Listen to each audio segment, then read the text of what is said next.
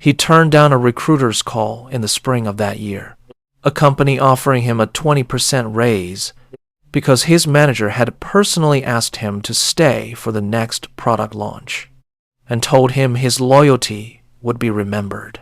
He stayed. He worked 60-hour weeks through the summer. He watched his stock options, worth close to $200,000 on paper, climb every single month.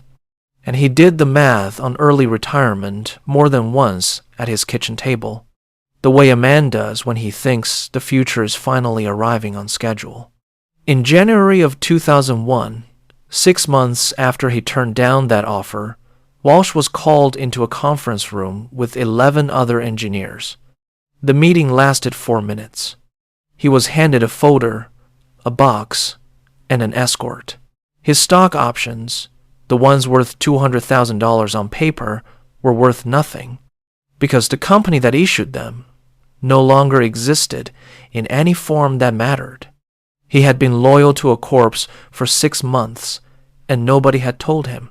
Here is what should make you angry about that story, and it is not the layoff itself.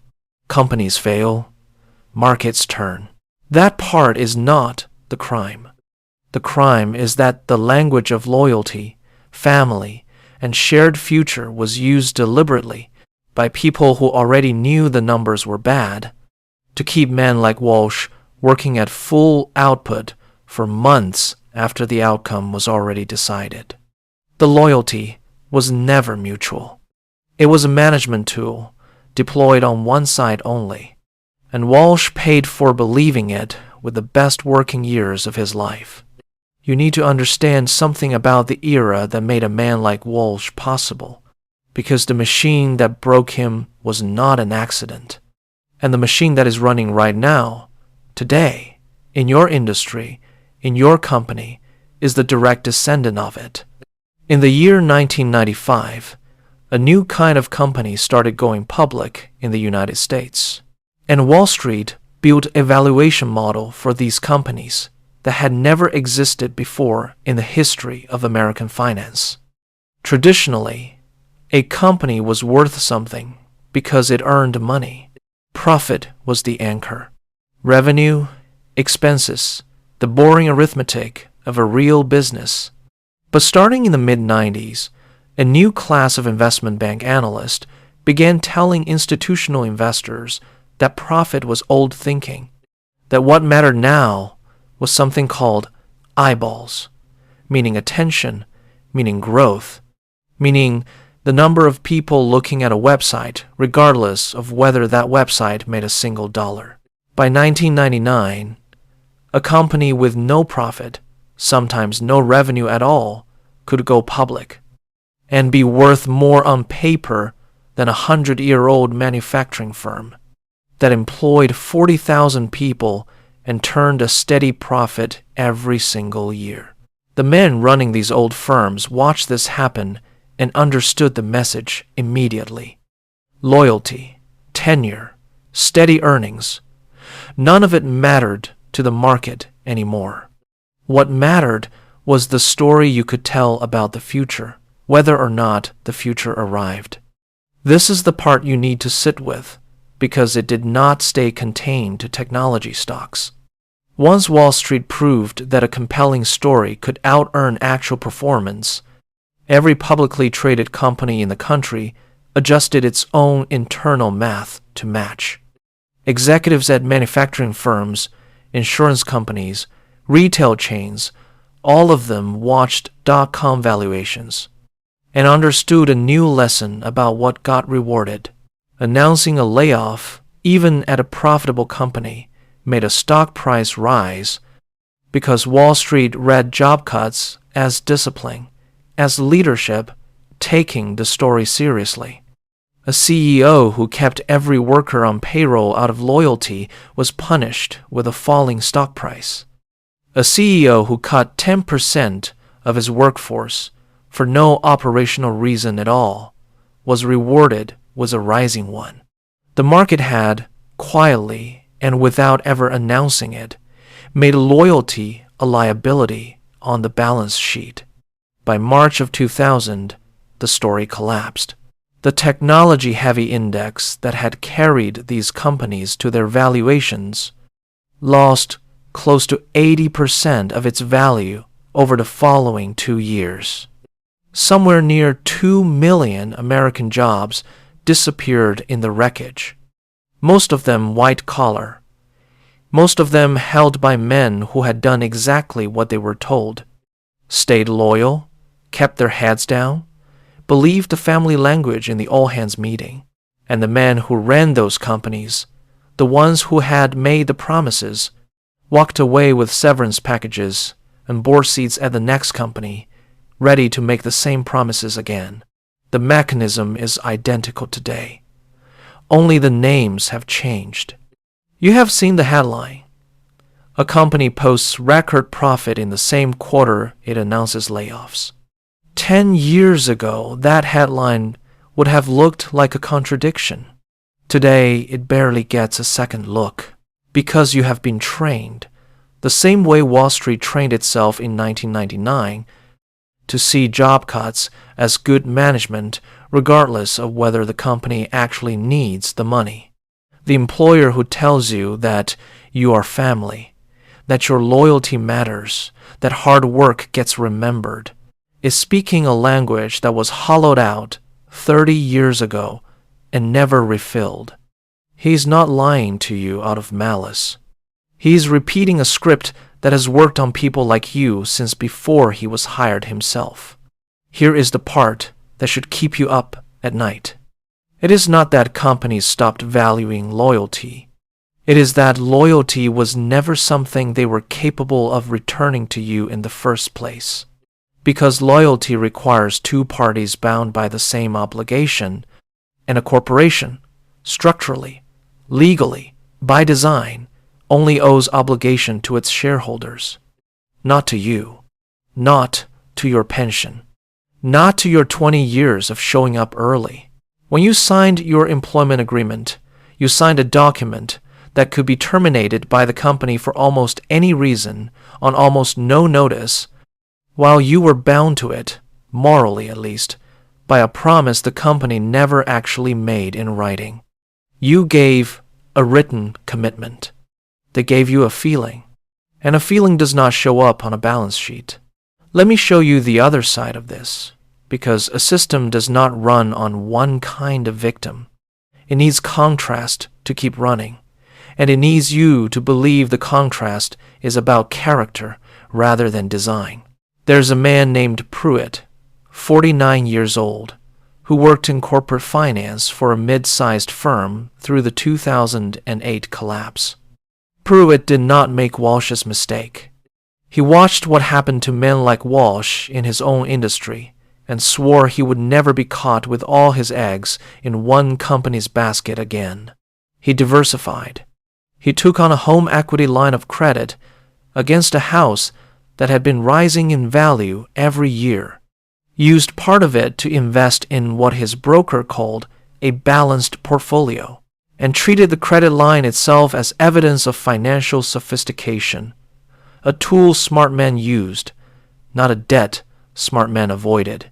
He trusted the system that had replaced loyalty. Diversification, leverage, professional management. The new religion for a man who no longer believed in the old one. In the fall of 2008, 3 things happened to Pruitt inside of 4 months. His firm cut his division by 40%, and he survived the layoff. But his bonus, close to a third of his annual income, disappeared entirely and never came back.